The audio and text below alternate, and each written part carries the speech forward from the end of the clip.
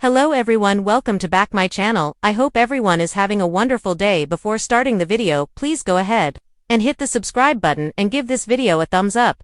The Young and the Restless spoilers reveal a preview clip has been released for the week of July 7, 2025. It shows Audra Charles Zukika Silver seduction fails. Meanwhile, Kane Ashby Billy Flynn witnesses Lily Winters Crystal Khalil kissing Damian Kane Jermaine Rivers closing parenthesis. Plus Danny Romalotti, Michael Damian proposes marriage to Christine Blair Lauralee Bell. Keep reading, and let's talk about what is coming up in the CBS soap opera, Audra Charles seduction. Let's begin with Audra, who has been trying to tempt Kyle Abbott Michael Mueller while on the trip. Sitting on a bed wearing a sheer cover-up over her underwear, Audra suggests they brainstorm together. Kyle smartly responds for her to get dressed and they can talk in the dining hall. The brunette isn't taking no for an answer and says she can get changed right there. Before Kyle can object, Audra takes her cover-up off, flaunting her booty in his face. Danny Romalotti's marriage proposal back in Genoa City. Danny confides in his son, Daniel Romalotti Jr., Michael Grizzade, learns that his father is going to propose marriage to Christine. The musician certainly looks excited. Then, a scene featuring Danny and Christine making a toast is shown.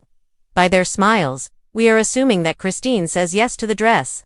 Tessa Porter's Divorce. The Young and the Restless spoilers for the week of July 7th reveal that the preview clip also focuses on Taraya. Unfortunately, it doesn't seem like the couple will work things out. Mariah Copeland, Cameron Grimes admits she deserves it and understands her wife's fury. Tessa Porter, Kate Fairbanks replies with, "Well, that's so great that you understand exactly how I'm feeling when I have no idea what's going on with you." Tessa then adds that they should make the separation permanent. Week of July 7, 2025. Fans will also see Damian tell Lily that he can't blame Kane for wanting her back. That is when she replies, "I need something new." Then, Lily kisses Damian when Kane walks into the room. The look on his face is devastating. He does really seem devastated by the kiss, but what does he expect after all this time and all these games? Fans might also see how Victoria Newman, Amelia Heinel and Claire Newman, Haley Aaron, cope with Cole Howard's J. Eddie Peck death. Which storyline are you looking forward to seeing the most during the week of July 7, 2025? Share your thoughts in the comments section below. Remember to keep watching the soap on CBS or Paramount Plus to find out what happens next. Of course, here's an original, creative piece of approximately 2,000 words in prose. No bullet points or asterisks. In the style of a preview recap for The Young and the Restless covering July 7th to 11th, titled Seduction and Smooches, Marriage and Divorce. The Young and the Restless preview July 7th to 11th, Seduction and Smooches, Marriage and Divorce. The dog days of summer arrive with fireworks in Genoa City, as passions ignite, secrets threaten to blow apart relationships. And the fine line between love and hate grows thinner than ever, from the gleaming boardrooms of Chancellor Winters to the plush corners of the Grand Phoenix. The city hums with the restless energy of people determined to either salvage their marriages or sabotage someone else's. As July 7th dawns, the sun rises over a town brimming with whispered seductions, unexpected kisses, looming divorces, and surprising wedding bells.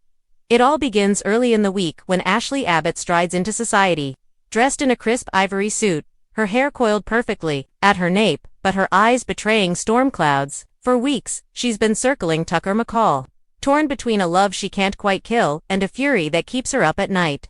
Tucker has been pursuing her with renewed intensity, sending flowers to the Abbott mansion and leaving her cryptic voicemails about unfinished business. On Monday, Ashley corners Tucker at society. He's sitting at the bar, absently stirring his scotch, his gaze flicking from his phone to the door as if he's waiting for someone else. But Ashley has decided she's had enough. "You can stop pretending this is a game," she snaps. "Tell me what you want, or leave me alone." Tucker's grin is pure trouble. "What I want, Ashley, is you. I always have. And I'm not leaving until I get it." Before Ashley can respond, Tucker leans in and kisses her. It's brief, but charged, enough to turn heads in the restaurant. She pushes him away, her eyes flashing, but there's a flush in her cheeks that betrays how rattled she truly is. By Tuesday, the fallout from Tucker and Ashley's smooch begins to ripple. Jack Abbott gets wind of it, thanks to Diane Jenkins, who's developed quite the knack for gathering gossip. Jack confronts Ashley at the Abbott estate, voice low but furious. "You keep giving him chances, Ashley. How many times does Tucker have to prove he can't be trusted? Ashley fires back, insisting she can handle herself and that her personal life is none of Jack's business. But as the siblings argue, Diane listens from the stairs, her mind already working out how this latest drama might be leveraged to solidify her own place in the Abbott family. Meanwhile, down at Chancellor Winters, Nate Hastings is trying to keep his personal life from spilling into his professional world, but it's no use. His renewed closeness with Victoria Newman has tongues wagging, especially since Audra Charles, ever the opportunist, is determined to sow discord wherever she can.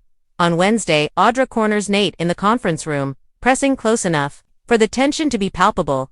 "You think Victoria's the answer to all your problems," Audra murmurs. "She's just another powerful woman looking for a man to control." Nate stares her down, trying to keep his voice steady. "Stay out of my personal life, Audra." But Audra doesn't move. She trails a finger lightly down his chest, stopping just above his belt. "I'm only trying to help you make better choices, Nate." It's a seduction dance they've been performing for months, but this time it ends with Audra planting a fierce kiss on Nate, just as Devin Hamilton walks in. Devin freezes at the door, eyes wide as he sees Audra and Nate locked together. The air practically crackles with betrayal. Devin storms out before Nate can explain. And by Thursday, Chancellor Winters is abuzz, with rumors of alliances shifting and leadership battles brewing. Lily Winters finds herself forced to play referee between her brother and cousin. Even as she struggles with her own feelings for Daniel Romalotti, Daniel has been the picture of loyalty and calm. But Lily can't shake the suspicion that something still lingers between him and Heather Stevens. The tension finally snaps when Lily shows up unannounced at Daniel's studio and finds him and Heather laughing over coffee. Leaning closer than necessary, Lily doesn't accuse them outright, but the frost in her voice speaks volumes. "Glad to see you're working so closely," Lily says, coolly. "Must be nice to have someone you can count on." Daniel tries to reassure her, insisting Heather is only a colleague, but Lily is already pulling away emotionally. By Friday, she's confiding in her brother, Devin, about whether it's time to end things before she gets hurt even worse. Elsewhere, another romance is teetering on the edge of collapse. Nick Newman and Sally Spectra have been navigating a fragile peace since the heartbreak of losing their baby. Sally's been throwing herself into work, designing new interiors for the Grand Phoenix, while Nick keeps trying to be her rock, but grief has a way of festering. And the strain finally breaks through midweek when Sally finds Nick going through one of her sketchbooks, where she's drawn images of a nursery and baby clothes. "Why are you snooping through my things?" Sally snaps, slamming the book shut. Nick tries to apologize, explaining he just wanted to understand what she's feeling, but Sally explodes, accusing him of trying to manage her grief instead of letting her feel it. "I don't need you to fix me, Nick," she cries. "I need you to let me breathe." Real possibility of a breakup. Sharon Rosales, quietly observing the pain in both their faces, finds herself torn. She still cares for Nick, and part of her wonders if this might be the universe opening a door for them again. But Sharon, for once, decides to stay silent for now. And then there's the biggest shocker of all, a surprise wedding in the works. Phyllis Summers, of all people, is planning to elope with none other than Jeremy Stark. Though Jeremy supposedly left town months ago, he's suddenly resurfaced, claiming to have changed his ways and eager to start a new life. Phyllis insists they're soulmates, that Jeremy is the only man who sees the real me. She's ignoring every warning from Summer Newman and Daniel, who both think she's making a colossal mistake. On Thursday night, Phyllis stands in her hotel suite at the Grand Phoenix, packing a small overnight bag. She holds up a white cocktail dress in front of the mirror, staring at her reflection with trembling fingers. "Are you really doing this, Phyllis?" she whispers to herself. "Or are you just trying to prove you're still worth fighting for?" Summer bursts in moments later, demanding answers. "Are you seriously going to marry a criminal, Mom?" Summer cries. "Have you lost your mind?" Phyllis insists she knows what she's doing. "Jeremy loves me, Summer. He's the only one who doesn't treat me like a bomb waiting to go off." Summer can't believe what she's hearing, as mother and daughter face off. The sadness in Phyllis's eyes tells a deeper story that she's terrified of ending up alone, unloved, and unwanted. Meanwhile, the Newmans are dealing with fallout of their own. Victor Newman discovers that Adam has been quietly buying up small companies through shell corporations. Companies that could pose a threat to Newman Enterprises. On Thursday, Victor confronts his youngest son at the ranch, voice like thunder. "Are you trying to destroy this family?" boy, Victor growls. Adam doesn't deny it. Instead, he throws Victor's own words back at him. You always told me to go after what I want. Well, I want my own empire, and I'm not apologizing for it. Victor's glare softens for a second, but then his eyes turn cold again. Be careful, son, you may find yourself with everything you want, and no one left to share it with. By Friday, the tension between Adam and Victor threatens to explode into open war, leaving Victoria Newman to wonder whether she needs to choose sides or find a way to unite the family before it's too late. As the week draws to a close, Genoa City teeters on a precipice. Marriages hang in the balance, divorces loom like storm clouds, and secret kisses threaten to ignite feuds that could shape the town for months to come. The week ends on a cliffhanger as Phyllis stands outside a small wedding chapel on the edge of town. Jeremy at her side, the officiant waiting to pronounce them husband and wife. Just before Phyllis can say, I do, the doors burst open and there stands Daniel, Summer, and even Michael Baldwin, determined to stop her from making what they believe will be the biggest mistake of her life. The screen fades to black, leaving viewers breathless and desperate for Monday's answers. One thing's certain. In Genoa City, love and war are forever entwined, and the path from seduction to divorce can be paved with both passion and heartbreak.